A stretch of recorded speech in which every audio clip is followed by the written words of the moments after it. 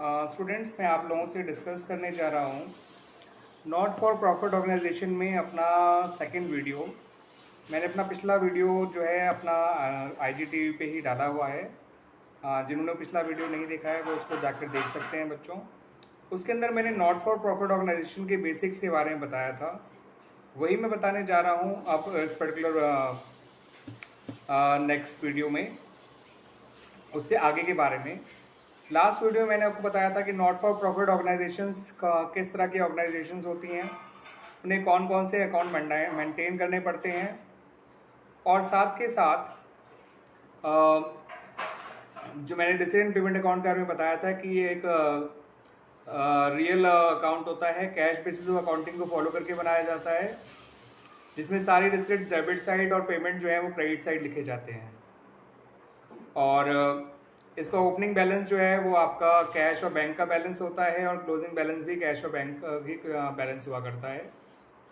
Opening balance debit side पे लिखा जाता है कैश का, बैंक का अगर फेवरेबल है तो डेबिट साइड में लिखा जाएगा, अनफेवरेबल तो आपका क्रेडिट साइड में लिखा जाएगा ओपनिंग बैलेंस।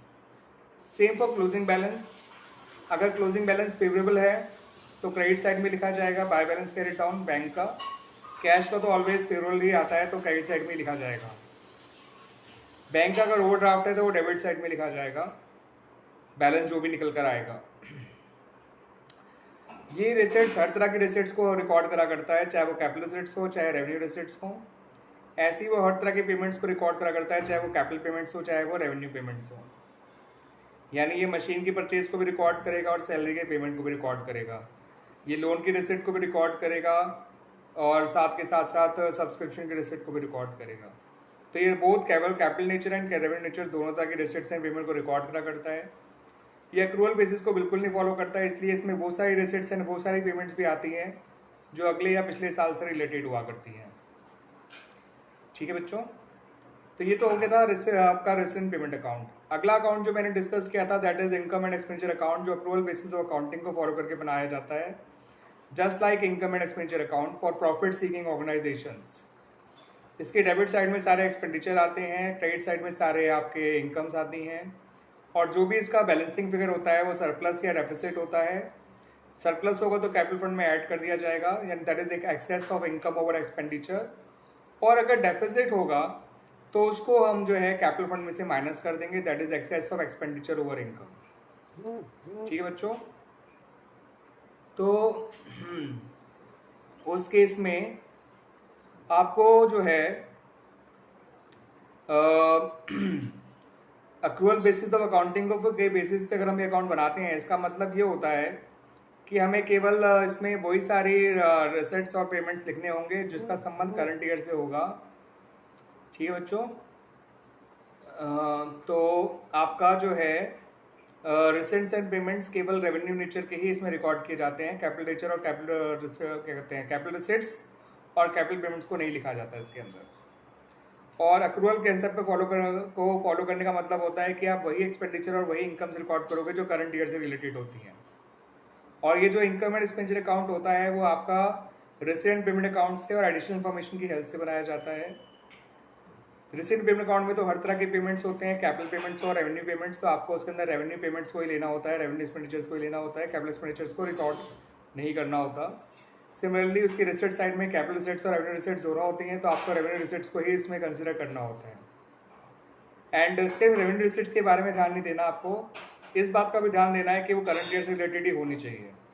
अगर कोई भी एक्सपेंडिचर आपका प्रीवियस ईयर या नेक्स्ट ईयर से रिलेटेड है तो उसको हटा दिया जाएगा। सिमिलरली कोई भी इनकम अगर आपकी नेक्स्ट ईयर या प्रीवियस ईयर से रिलेटेड होगी और इस साल रिसीव होगी तो उसको भी हटा दिया जाएगा।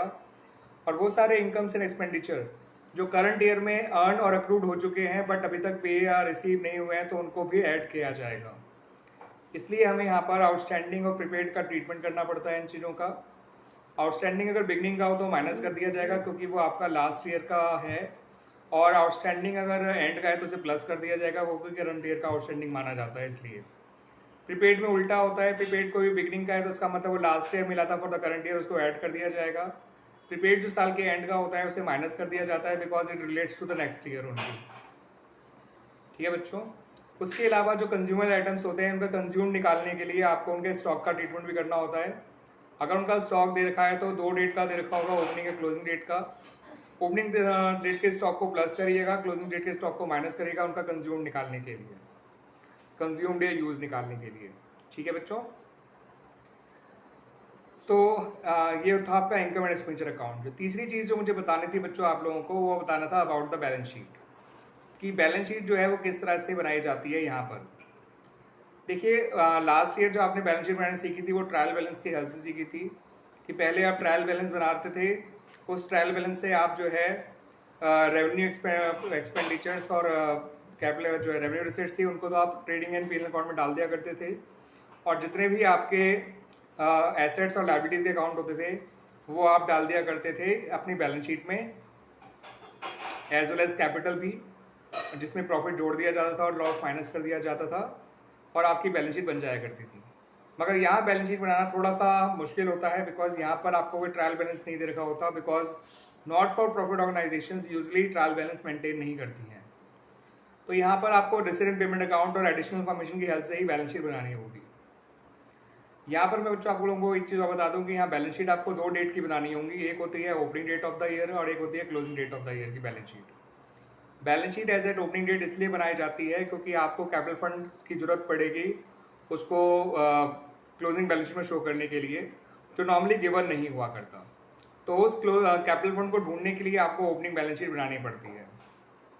ओपनिंग बैलेंस शीट बनाते समय आपको ये ध्यान रखना होता है कि आपको बहुत सारी एसेट्स और बहुत सारी लायबिलिटीज रिकॉर्ड करनी होती हैं जो as at opening date of the accounting year exist कर रहे हैं। तो उसके लिए मैं आपको बता दूं बच्चों, तो आपका कैश और बैंक का ओपनिंग बैलेंस दे रखा होगा रिसेंट पेमेंट अकाउंट में, एक तो वो लिख दिया जाएगा एसेट साइड में, बाकी एसेट्स और लायबिलिटीज नॉर्मली नीचे दे रखी होती हैं ओपनिंग डेट वाली, उनको लिख दिया करिएगा। ठीक है बच्चों, जो भी बैलेंसिंग फिगर है वो आपका कैपिटल फंड आ जाया करेगा। ठीक है बच्चों, अगर आपको क्लोजिंग डेट की बैलेंस शीट बनानी है तो क्लोजिंग डेट की बैलेंस शीट बनाने के लिए कैपिटल फंड तो आपको ओपनिंग डेट की बैलेंस शीट से मिल जाएगा। उसके अलावा आपको अपना रिसीडेंट पेमेंट अकाउंट में पेमेंट साइड और रिसीट साइड में देखना है कि इस साल कौन से नई एसेट्स और कौन सी नई लायबिलिटीज़ आई हैं।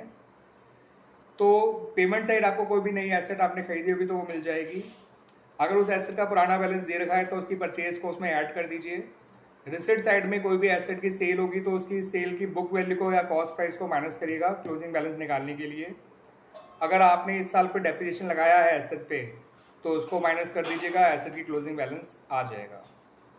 ठीक है बच्चों, अगर किसी भी एसेट का कोई ओपनिंग बैलेंस है ही नहीं और सिर्फ पेमेंट साइड में वो एसेट दे रखी है तो समझ जाइएगा कि वो एसेट केवल क्लोजिंग बैलेंस शीट में ही आएगी, क्योंकि इसका मतलब एसेट इसी साल खरीदी गई है।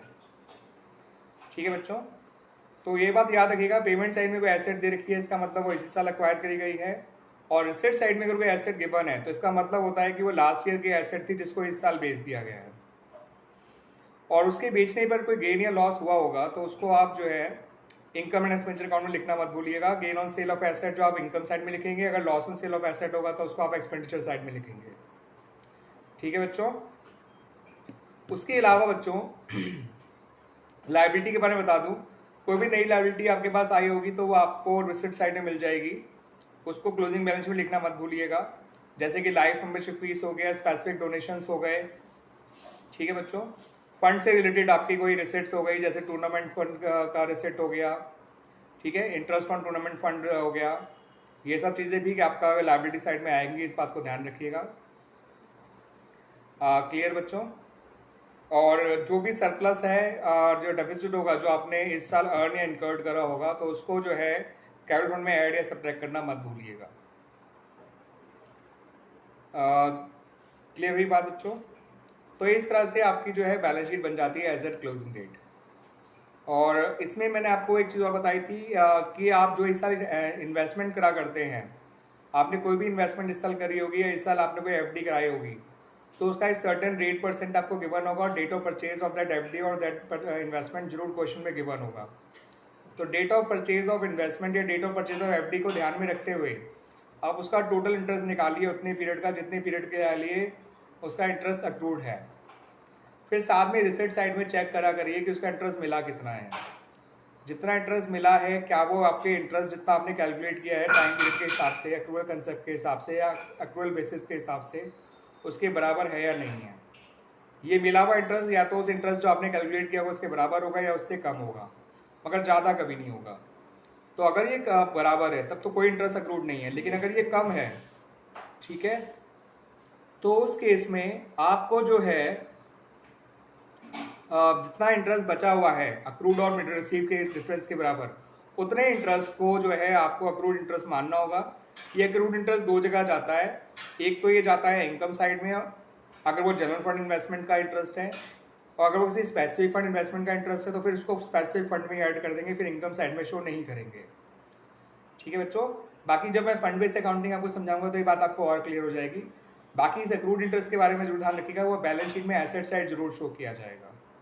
अगर वो स्पेसिफिक फंड की इन्वेस्टमेंट का इंटरेस्ट है तब तो स्पेसिफिक फंड में ऐड हो जाएगा जो लायबिलिटी साइड पर शो किया जाता है, और अगर वो जनरल फंड की इन्वेस्टमेंट का इंटरेस्ट है या एफडी का इंटरेस्ट है सिंपल, तो उसको जो है इनकम साइड में शो करोगे, इनकम एंड एक्सपेंडिचर अकाउंट में। बट अक्रूड इंटरेस्ट के नाम से एसेट साइड में जरूर शो करोगे इन द बैलेंस शीट। ठीक है बच्चों, तो ये चीज़ क्लियर हो गया बच्चों। अब एक चीज़ और ध्यान रखिएगा, कभी कभार क्या होता है कि एसेट के ओपनिंग क्लोजिंग दोनों बैलेंस आपको दे रखे होते हैं, तो बैलेंस शीट में प्लेस करना तो आपको बड़ा आसान हो जाता है उस केस में। बैलेंस शीट में आप ओपनिंग बैलेंस शीट में ओपनिंग एसेट डाल दीजिएगा, क्लोजिंग बैलेंस में क्लोजिंग एसेट डाल दीजिएगा। मगर ये चीज़ जरूर चेक करा करिएगा कि जितनी आपने एसेट परचेज करी है इस साल, ठीक है ना, क्या opening plus purchase equal to closing balance आ रहा है, जो कि आना चाहिए। लेकिन अगर नहीं आ रहा तो इसका मतलब समझ जाइएगा कि जो डिफरेंस है वो डेप्रिसिएशन होगा जो ड्यूरिंग द ईयर चार्ज करा गया है। तो कभी कभार डेप्रिसिएशन हिडन होता है जो इस तरह से ढूंढ के निकाला जाता है। क्लियर बात बच्चों। एक बात मैं आपको और क्लियर कर दूं, एक टर्म होती है आउटस्टैंडिंग एक्सपेंसेस, एक होती है आउटस्टैंडिंग इनकम। जैसे आउटस्टैंडिंग सब्सक्रिप्शन वर्ड यूज करते हैं, या subscription of arrears of subscription word use करा करते हैं। तो आउटस्टैंडिंग सब्सक्रिप्शन नाम आउटस्टैंडिंग वर्ड पे मत जाइएगा, आउटस्टैंडिंग सब्सक्रिप्शन कोई लायबिलिटी नहीं, आउटस्टैंडिंग सब्सक्रिप्शन एक एसेट हुआ करती है। तो इसको बैलेंस शीट में एसेट साइड शो किया जाता है, ओपनिंग डेट वाला ओपनिंग डेट पे, क्लोजिंग डेट वाला क्लोजिंग डेट पे। बाकी किसी और एक्सपेंस का आउटस्टैंडिंग होगा तो उसको लायबिलिटी साइड में शो किया जाएगा, ओपनिंग वाला ओपनिंग डेट पे, क्लोजिंग वाला क्लोजिंग डेट पे। एक बात और ध्यान रखिएगा बच्चों, एक होता है प्रीपेड एक्सपेंस, एक होता है एडवांस इनकम। तो कोई भी एडवांस इनकम है वो तो लायबिलिटी हुआ करती है, मगर कोई भी प्रीपेड एक्सपेंस होता है वो एसेट हुआ करता है। एक्सपेंसेस का प्रीपेड एसेट है और इनकम का मिला हुआ एडवांस लायबिलिटी है, इस बात को ध्यान रखिएगा।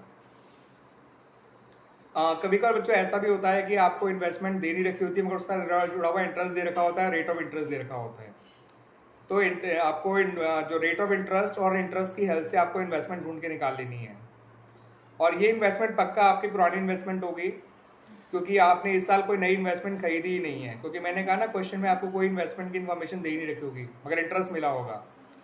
लेकिन अगर इंटरेस्ट मिला है तो इन्वेस्टमेंट भी करी होगी पक्का आपने, तभी आपको इंटरेस्ट मिला है, और वो इन्वेस्टमेंट इस साल नहीं प्रीवियस ईयर में करी गई होगी। तो उस पर फुल ईयर का इंटरेस्ट निकाल लीजिए, इन्वेस्टमेंट फुल ईयर के इंटरेस्ट के हिसाब से इन्वेस्टमेंट को निकाल लीजिएगा। कैसे निकालेंगे, इंटरेस्ट को रेट से डिवाइड कर दीजिएगा, रेट परसेंटेज से, यानी इंटरेस्ट इंटू 100 बाय रेट कर दीजिएगा, आपकी इन्वेस्टमेंट की वैल्यू निकल के आ जाएगी।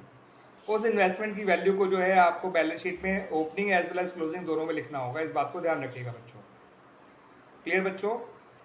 रही बात एक फंड बेस वाली में, एक बात और बता दूं, आमतौर पे फंड से जुड़े हुए खर्चे फंड के अमाउंट से कम रहा करते हैं, जिससे फंड का ओवरऑल बैलेंस पॉजिटिव या क्रेडिट रहा करता है, और उसको बैलेंस शीट में लायबिलिटी साइड शो किया जाता है। बट इन केस अगर आपके एक्सपेंडिचर जो है टोटल फंड वैल्यू को एक्सीड कर जाए, उससे ज़्यादा हो जाए, तो फिर आपको उस केस में एक्सपेंडिचर जो है आपका expenditure side of income and expenditure account show करना होता है, डेबिट साइड में शो करना होता है इनकम एंड एक्सपेंडिचर अकाउंट। ये रेयर चीज़ है, मगर अगर होगी तो आपको जो है इस बात का ध्यान रखना होगा। उसके अलावा बच्चों, अगर आपका आपने कोई एसेट फंड मेंटेन किया हुआ है, फॉर एग्जांपल बिल्डिंग फंड, तो अगर आपने बिल्डिंग फंड मेंटेन किया हुआ है तो आप ध्यान रखिएगा जो भी आप बिल्डिंग के कंस्ट्रक्शन पे खर्चा करते हैं वो एक तो बिल्डिंग फंड में से माइनस हो जाएगा, और दूसरा जो है उसे कैपिटल फंड में ऐड भी करना पड़ेगा। क्योंकि आमतौर पर माना ये होता है कि बिल्डिंग जो आप जब कंस्ट्रक्शन करा रहे हैं उसके बेनिफिट आपको फॉर मैनी ईयर्स मिलेंगे, तो आपके लिए लॉन्ग टर्म बेनिफिट क्रिएट हो रहा है, दैट्स वाई इसको आप कैपिटल फंड में ऐड करते हैं और बिल्डिंग फंड में से माइनस करते हैं।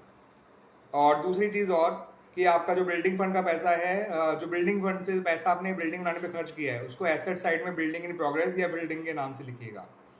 अगर बिल्डिंग अभी अंडर कंस्ट्रक्शन है तो बिल्डिंग इन प्रोग्रेस के नाम से लिखिएगा, और अगर बिल्डिंग कंस्ट्रक्ट हो चुकी है, कंप्लीट हो चुकी है, तो बिल्डिंग के नाम से ही लिखिएगा। ठीक है बच्चों। और एक बार और ध्यान रखिएगा, जो आपका जनरल वो होता है कैपिटल फंड होता है, उसका दूसरा नाम जनरल फंड भी होता है। ठीक है, तो ये बात ध्यान रखिएगा, जनरल फंड और कॉर्पस फंड भी होता है।